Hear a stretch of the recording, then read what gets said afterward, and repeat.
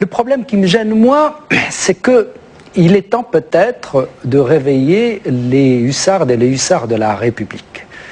Parce que, contrairement à ce qu'a dit Sarkozy, l'imam, le curé et le rabbin réunis ne délivreront jamais un message aussi juste que celui que j'ai reçu en CM2 de mon maître. Et c'était au Maroc des années 60.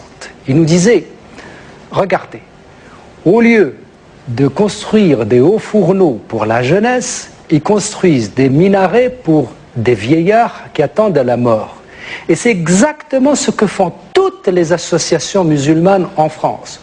Au lieu de créer des emplois, d'investir l'argent qu'ils raquettent auprès des musulmans et de Marianne, c'est 30% que l'État... Je vous laisse la responsabilité de raquette. Hein, non, oui, mais c'est ça. Hein, donc 30% des investissements dans les mosquées, c'est financé par l'État. C'est selon Dalil Boubacar et le ministère chargé des cultes. Donc, au lieu d'investir cet argent, eh bien, ils construisent des mosquées de plus en plus grandes pour y endoctriner les générations à venir et pour les désintégrer et certainement pas pour les intégrer. C'est pas la pratique du culte C'est la pratique du culte, d'accord, mais qu'est-ce qu'on enseigne? Le Coran et Mahomet. Et justement, c'est là que le vrai problème.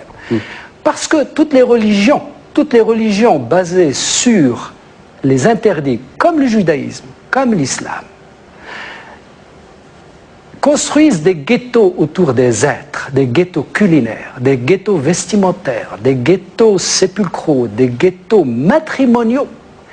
Ils érigent des murs de séparation et de lamentation entre les citoyens et les êtres. Et voilà que maintenant les associations et l'État sont des alliés réels pour distribuer de l'opium au peuple au lieu de lui donner du travail et au lieu de la justice sociale. Nous voulons du travail et de la justice sociale et non pas de l'opium du peuple. On fait semblant de ne pas voir ce qui ne marche pas. Aujourd'hui, en France, ici à Paris même, nous voyons tous les vendredis des rues occupées par des prieurs du vendredi. Des hommes. Jamais une femme ne s'abaisse à cette indignité. Pourquoi ? Parce que l'islam permet de prier chez soi, seul ou en petit groupe.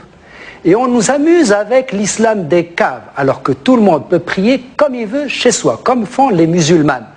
Or, nous avons un lobby par les prières pour occuper des rues indûment. Et que fait la police? Que fait la maréchaussée? Que fait l'État? Rien.